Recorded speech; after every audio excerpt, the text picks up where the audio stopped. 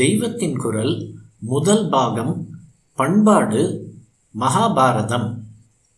தற்போதுள்ள அத்தனை இந்திய மொழிகளின் லிபிகளுக்கும் ஆதாரமாக இருக்கப்பட்ட பிராமி என்ற லிபியில்தான் ரொம்பவும் பழைய சாசனங்கள் இருக்கின்றன.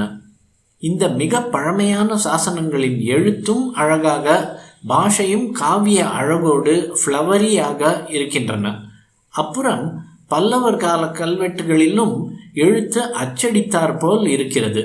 வாசகமும் இலக்கிய நயத்தோடு இருக்கிறது. அதன்பின் சோழர் காலத்து செப்பேடுகளில் எழுத்தும் வாசகமும் பெருமளவு நன்றாக இருக்கிறது. ஆனால் இரண்டுமே ஆதியில் இருந்ததை விட கொஞ்சம் மட்டம்தான். ரொம்ப பழையது அச்சடித்த மாதிரி கண்ணில் ஒத்திக்கொள்ளலாம் போல் இருக்கிறது. சமீபத்தில் 200-300 வருஷங்களுக்கு முந்திய செப்பேடுகளை பார்த்தாலோ ஒரு சீரும் இல்லை, முறையும் இல்லை, தப்பும் அதிகமாக இருக்கிறது. மண்டையான எழுத்து, ஏகப்பட்ட இலக்கண பிழை. இப்படியே ஆதி காலத்திலிருந்து சமீப காலம் வரையிலான விக்கிரகங்களை பார்த்தேன். இவற்றிலும் காலம் சொல்ல தெரியாதவை ரொம்ப லட்சணமாய் இருக்கின்றன. பல்லவ விக்கிரகங்கள் நிரம்ப நன்றாக இருக்கின்றன. சோழ விக்கிரகங்கள் ஒரு மாதிரி நேதியிலே நன்றாக இருக்கின்றன. அதன் பின் வர வர மேலும் தரக்குறைவுதான். இப்போது யாரிடமாவது புதிதாக ஒரு விக்கிரகம் அடிக்க கொடுத்தால் எப்படி இருக்கிறது? அழகோ சாநித்தியமோ தெய்வ கலையோ பழையவற்றில் இருப்பது போல் புதிதில் இருப்பதில்லை. பழைய காலத்து ஜனங்களுடைய குணம் எப்படி? அதுவும் அதே மாதிரி உயர்ந்துதான் இருந்ததாக தெரிகிறது. 2000 ஆண்டுகளுக்கு முன் இந்நாட்டுக்கு வந்த மெகஸ்தனேஸ் இந்தியாவில் யாராவது ஏதாவது கொடுத்தாலும் கூட கை நீட்டி வாங்கிக் கொள்பவர் இல்லை. எந்த பண்டம் எங்கு கிடைத்தாலும் அந்த நாட்டவருக்கு திருடவே தெரியாது, பொய் சொல்லவே தெரியாது என்றெல்லாம் சொல்கிறான். சாந்தமும் நல்ல குணமும் தப்பு வழியே இல்லாமல் சரியானபடி போகும் போக்கும் அந்த காலத்தில் இருந்தன. இப்போது அந்த நிலை மாறிவிட்டது. அந்த காலத்தில் ஜனங்கள் எப்படி இருந்தார்கள்? அவர்களுடைய மனசு எப்படி இருந்தது? அந்த மாதிரியே இப்போதும் இருக்கக்கூடாதா என்று தோன்றுகிறது. பொதுவாக வாழ்க்கையில் ஒழுக்கம் ஏற்பட்டுவிட்டால் அப்புறம் அதன் ஒவ்வொரு துறையிலுமே ஒழுக்கத்தினால் உண்டாகிற அழகும் ஏற்பட்டு விடுகிறது. இதனால் தான் பழங்கால சிற்ப சித்திரங்கள், எழுத்து, கேலிகிராஃபி உட்பட எல்லாம் ஒழுங்காக அழகாக இருக்கின்றன. அந்த காலத்தில் நல்ல நிலைமையில் இருந்து இப்போது அதே வம்சத்தில் தோன்றிய ஜனங்களின் நிலை இப்படி எல்லாவற்றிலும் மிகவும் தாழ்வாக போனதற்கு ஏதாவது காரணம் இருக்க வேண்டும் என்று யோசித்தேன். அந்த காலத்தில் கோயில்களிலெல்லாம் பாரதம் வாசிக்க வேண்டும் என்று கட்டளை இருந்திருக்கிறது. பாரதம் வாசிப்பதற்கென்றே மானியம் தருகிற சாசனங்கள் இருக்கின்றன. இப்போது பெரிய கோவில்களில் எதிலுமே பாரதம் வாசிக்கிறதை காணோம். கிராமாந்தரங்களில் கிராம தேவதைகளின் கோயில்களில் மட்டும் எங்கோ பாரதம் வாசிக்கிறதை பார்க்கிறோம்.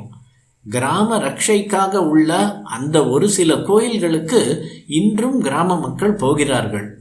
சினிமா வந்து இவ்வளவு ஜனங்களை ஆகர்ஷிக்கிற போது கூட பாரதம் கேட்க ஜனங்கள் இருக்கிறார்கள் என்றால் பழைய காலத்தில் எப்படி இருந்திருக்கும்?